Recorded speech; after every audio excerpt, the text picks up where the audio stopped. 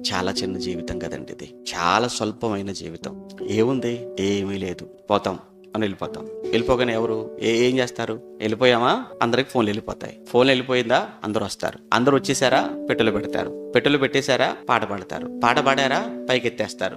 ఎత్తేసారా, తీసుకెళ్ళిపోతారు. అలా తీసుకెళ్ళిపోయారా, గోతులు పెడతారు. పెట్టేశారా, మట్టి కప్పేస్తారు. మట్టి కప్పేశారా, ఇంటికి వస్తారు. కూర్చొని మళ్ళీ సిట్టింగ్ వేస్తారు. దేనికి? భోజనాల కోసం. ఎప్పుడు పెట్టుకుందాం భోజనాలు? ఆయనకు మటన్ ఇష్టం అండి, మాట్లాడుకుంటుంటారు. మరి మటన్ ఇష్టం బతుకున్నప్పుడు పెట్టొచ్చు కదా. ఆయనకు బ్రతుకున్నప్పుడు ముద్ద పెట్టడు. చచ్చిపోయిన తర్వాత బతుకున్నప్పుడు ఆడికి మటన్ ఇష్టం అంటే వీళ్ళు వండుకుని తింటారు ఇప్పుడు కూడా. ఇది భోజనాలు.